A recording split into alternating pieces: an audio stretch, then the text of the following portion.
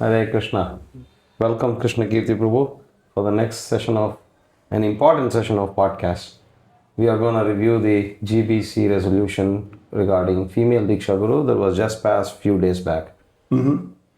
So I would read those 5 points, the resolved ones. Point 1. There should be an ongoing discussion on guru-tattva based on Srila Prabhupada's teachings and examples amongst qualified devotees in ISKCON. Details can be discussed further.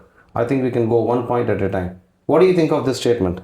That there has to be an ongoing discussion on guru-tattva based on Srila Prabhupada's teachings and examples amongst qualified devotees in ISKCON. And they're going to discuss the details later.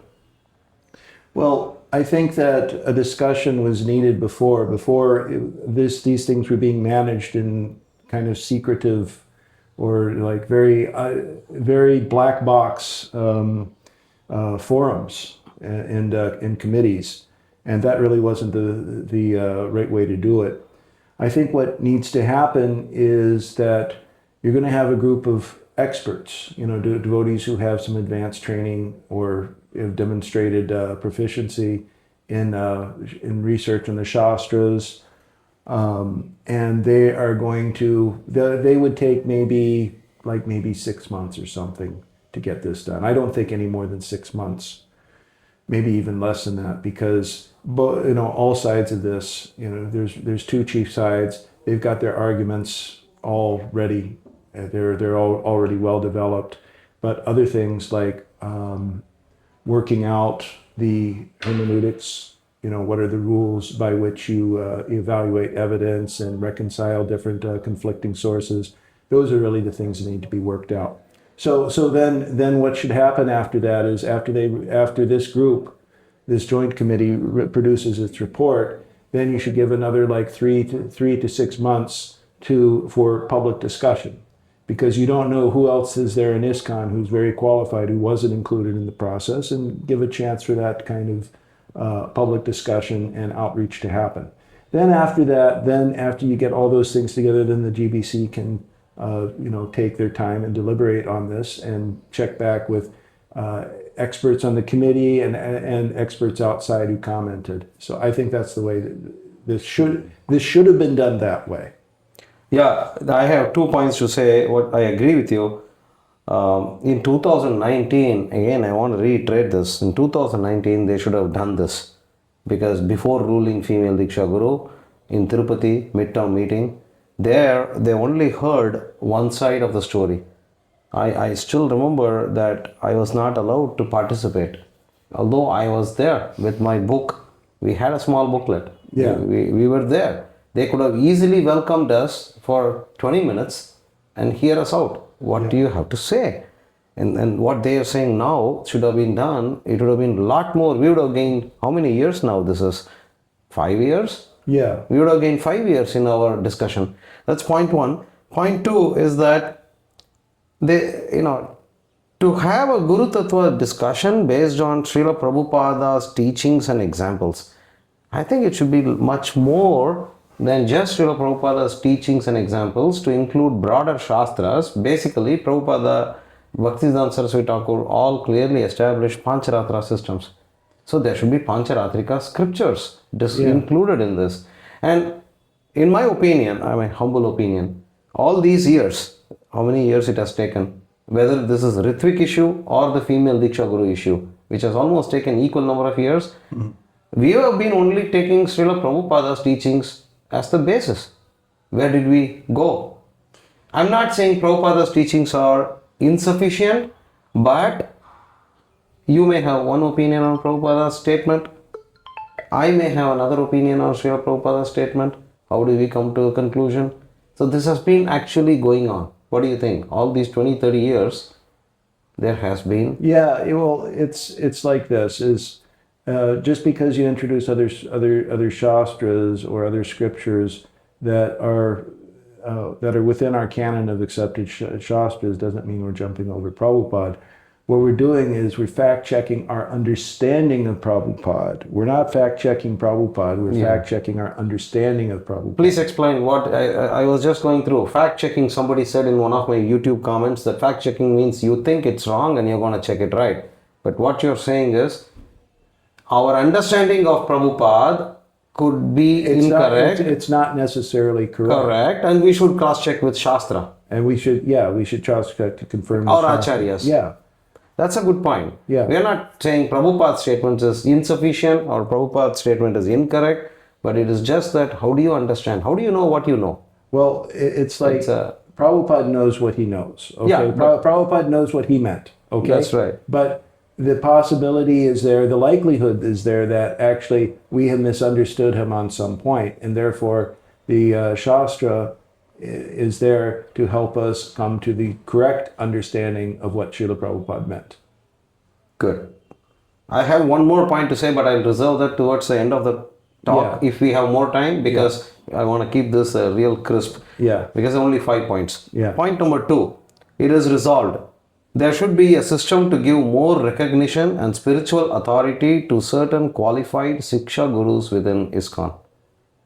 And details are not given here because this is all it stated. There should be a system to give more recognition and spiritual authority to certain qualified siksa-gurus within ISKCON. What do you think of that? I think we already have that system. It's called the counselor system. So those are basically people who have been deputed by their gurus, so to speak, to actually counsel more junior devotees and evaluate them as ready for initiation and so forth like that. So we already have a system like that. We don't need to. This is already there.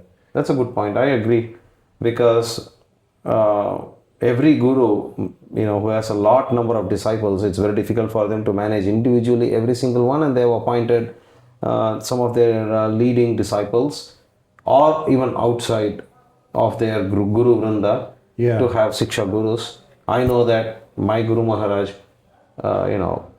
often asks us to take guidance from other, learned Prabhupada disciples. Yeah. So we already do that. Like Master Ghosh Prabhu is one of my mentors, and Mukunda Datta Prabhu, I would always consult. Yeah. So basically, it's already there. We already have more or less a system, even a formula. We should continue that. I guess that's what this would say. Well, it's not. Yeah, I mean, it's like in a traditional gurukul, you might have. Prabhupada gave the example. You have one acharya. He has hundreds and hundreds of students. How is he managing? He's managing because some of his more senior students are also taking up the task of teaching the more junior students. That's right. So point number 3. Qualified Vaisnavis and Vaisnavas can be recognized as these special siksa-gurus. It's a specialized expansion of the point number 2. Yeah. And what they're saying here is they can be recognized as special siksa-gurus. What do you think of this? Well, I think if they want to give it like maybe someone is specialized in some area of knowledge or something, just like they give degrees in universities, it would kind of be like that. Actually, the Bhaktivedanta, Bhakti Vaibhava, Bhakti Shastri degrees are basically that. It should be. I think they're actually. So why not just stick with that? Yeah, and why not leverage and have a clear? Maybe that's why do we need to reinvent the wheel? Yeah. Actually, that's what the Bhakti Shastri and Bhakti Vaibhava, we already have. They are special recognition. They are special siksa-gurus, those who teach there. Yeah, it's a recognition that someone has achieved. It's a good point, actually. I come to think of it. Yeah. That we really don't need to reinvent the wheel. It's already approved by most of the, Prabhupada also wanted that kind of examination system. Yeah. So we're saving everybody a lot of time here. So point 4, until the issue is satisfactorily resolved concerning Vaiṣṇavī Dīkṣā Gurus, qualified Vaisnavis should only be recognized as siksa-gurus with the exception of Narayani Devi Dasi, who remains the diksa-guru of her current disciples.